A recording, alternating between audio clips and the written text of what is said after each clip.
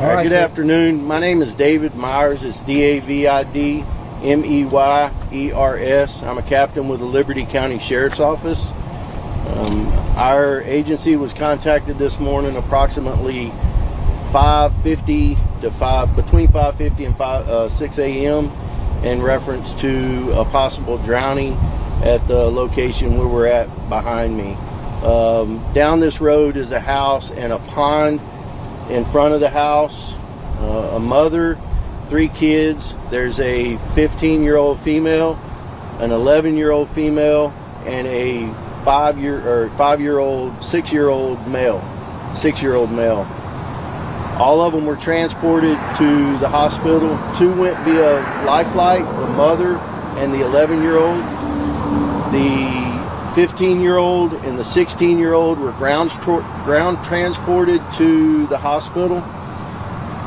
They all went downtown to Memorial Hermann Hospital. The mother and the 11-year-old at this point in time are listed in critical condition. The 15-year-old and the 6-year-old are stable and are recovering at the hospital. When they're going to be released from the hospital, we are uncertain of. The mother and the 11-year-old are the ones that are in critical condition. They are in critical care units in Memorial Hermann at this time.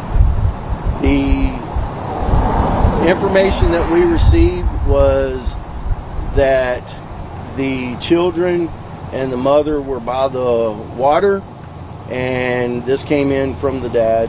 The children and the mother were by the water and that it was possible that the mother was trying to do something to the kids.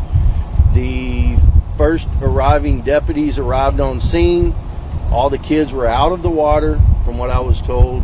The 11-year-old was being worked on by the first deputy that arrived on scene until EMS could arrive. She did regain consciousness somewhat, but she is one of the ones that is listed in critical condition. Upon deputies arriving to the scene, the mother was still in the water and had to be pulled from the water. The mother did not she was not conscious upon bringing her out of the water at that time. She did have a heartbeat, but she was not breathing on her own, and she was not talking or coherent at all. The father is the one that called 911 to report the incident. He stated he heard some commotion in the front yard, possibly yelling from the kids. The father comes outside, calls 911, and it's our belief that the father is the one that pulled some of the kids out of the water. This is an active investigation. We've had investigators down at Memorial Hermann. We've got investigators behind us. We have conducted a search of the house, the residence. There's numerous locations on the house around the house that we're looking at, looking for any kind of evidence that we can find that would lead us to why this tragic event happened today. So at this time, if you have a few questions, I can try to answer some. Understand that this is an ongoing investigation, and I may not be able to answer your questions as you ask them. Can you clarify the age and the condition of those involved again? Yes, because I think it was not quite clear. And also, when you say they're stable, can you actually give us their conditions? Because stable is just stable. Okay. It's not restorative. So as far as the vodka and the NyQuil, I am unsure exactly where some of that came from. We are investigating that aspect to see if there was any type of alcohol or any type of NyQuil included in this event. In reference to yours, ma'am, the ages, we have a 15-year-old female, we have an 11-year-old female, we have a 6-year-old male. The 11-year-old female is in critical condition at Hermann Hospital. She is in critical care unit. The mother is in critical condition, and I do not have her age right now, I'm sorry. The 15-year-old is in stable condition. She is talking. She is very tired. She is she's been through a traumatic incident today involving her siblings and her parents, so she's resting well right now, I can say that. The 6-year-old is, the hospital is doing what they can to help him rest and keep him down. He's a 6-year-old child that's ready to get up and move around. Has CPS been called to this house before, or have y'all been called to this house before? So the Liberty County Sheriff's Office has made a call here in the past. I believe one call within the last few years, and I believe it was some sort of an assault that occurred, and I'm unsure at this point in time if it had to do with the family members that are here. The CPS has been notified in reference to this case. However, we have no recollection or no knowledge of CPS ever being here prior to the call today. So around what time did the father hear a commotion and was able to go out? Like, what's the time frame and how long did it take for him to get, because it's a large property, to get to the kids and pull them out? So from the time he heard the commotion in the front and the screaming, it would not have taken him that long. The pond is approximately 75 to 100 feet in front of the house, and it happened on the opposite end of the pond from the house, so that would have been about another 150 feet. He did drive a vehicle down to that location.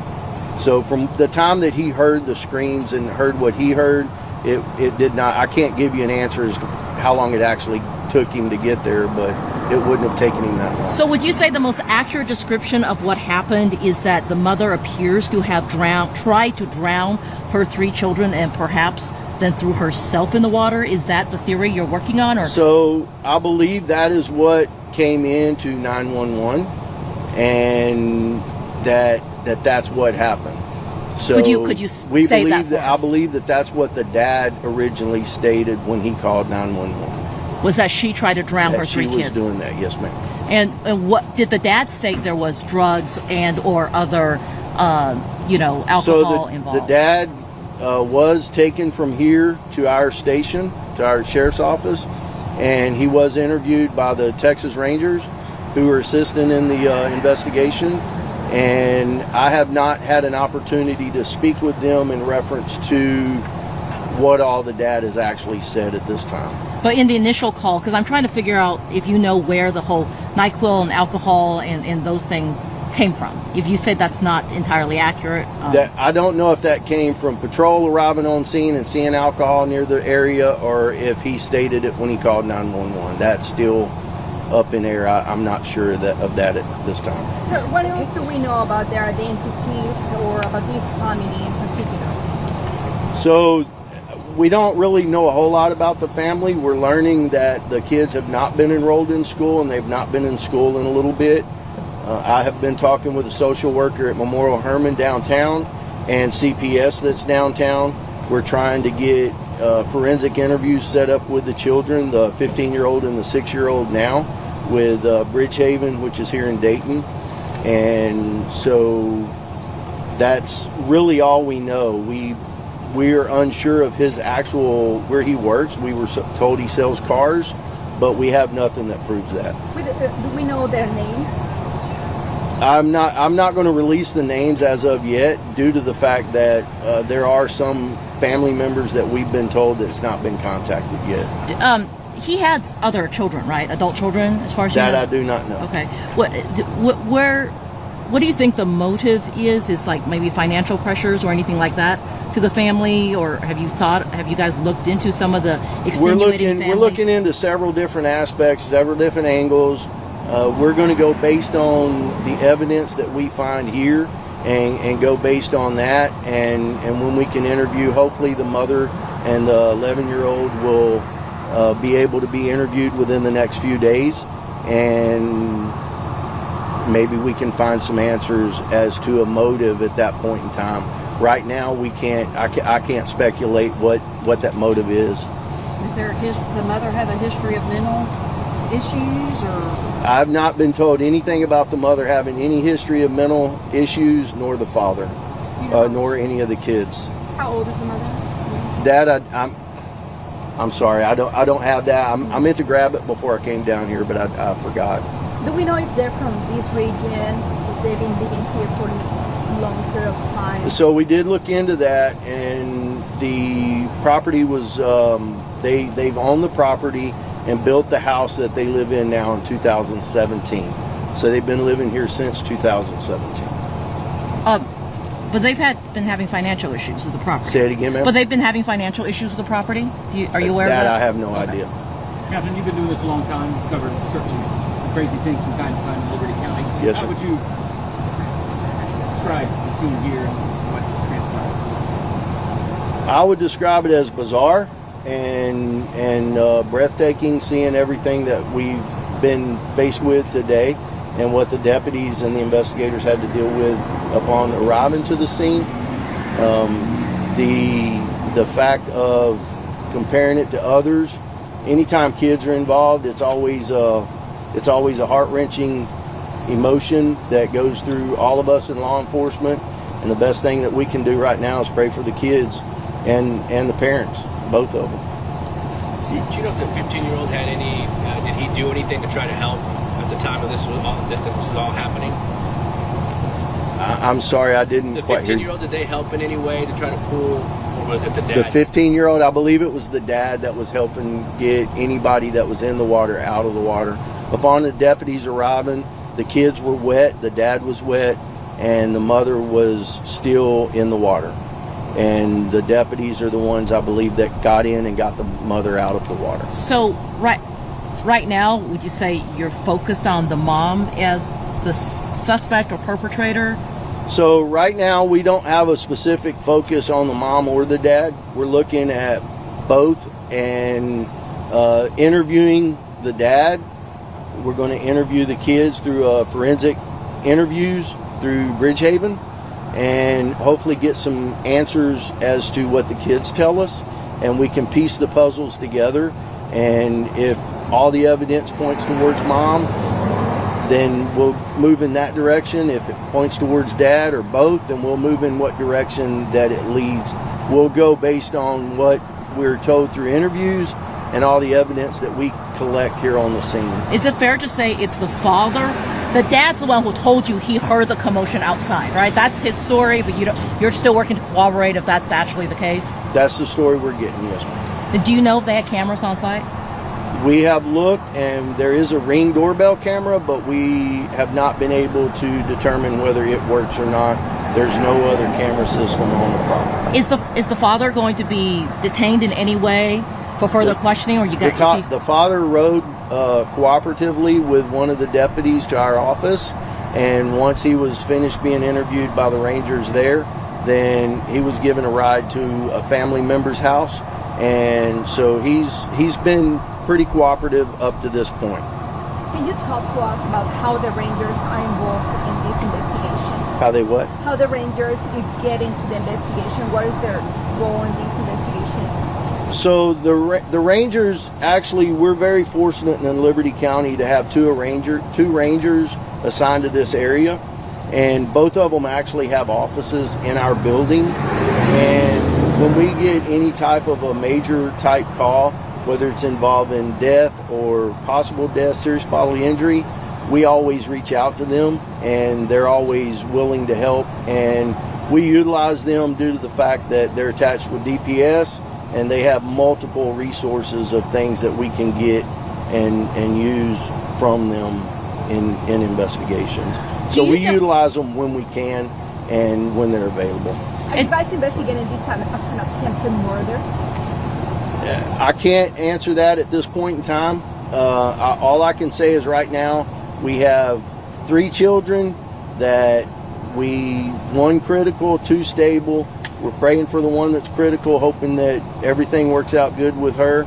And then whichever direction the investigation leads us with the evidence, then we'll put that out at a later date. It's too early to tell what kind of charges would come on anybody at this point in time. And you don't know for certain whether or not alcohol or cold medicine played a role? I mean, that's anecdotal, or where do you have at this point in time? No, we're not. I mean, I can't say that alcohol or any other thing. I've heard several different things, and there's been several people call me today saying that, hey, this news channel said this news channel said that. So we're only going to go with what we have. In order to find out if alcohol was involved at all, we'll have to get a grand jury subpoena from the medical records at the hospital to determine the blood alcohol content of each individual that was taken. And do you know if the kids who are stable, sounds like they're ready to be released, are you guys going to authorize them to get released back to the father or another relative? CPS is handling that issue along with social services that is out of at Herman Hospital. So I've been in touch with the investigator with CPS, and they're handling everything that has to do with the 15-year-old and the 6-year-old at this point in time. Sir, can you confirm if the victims in this family are Hispanics? I do believe that I do believe it is a Hispanic family. So if that's it, then I'm going to get back down here. We got a few other things going on. I don't know that I'll be able to come back out and give any briefing if anything big happens. I do have most of your emails. If I don't have your email, and you know I don't, then get with me and I'll give you a card. You can email me your information and I can add it to my email list. And when I get back, one thing understand, I can't even pull my emails up out here, and we don't even really have cell service down here. So that's kind of why it's been hard to do a lot of communicating. But I'll do the best I can this evening to get everybody entered, and I'll give an update just as soon as we can, okay? How many hours do you think you guys will stay here? We're going to be here through the night. We'll be here through the night, and probably half the day, if not all day tomorrow. Do you believe? Okay. You believe the dad? Say it again, ma'am. Do you believe the father? I can't answer that. I mean, it's not a matter of what I believe. Or here, it's a matter of where the facts takes us. So we'll go with it like there. All right. Thank y'all for being here.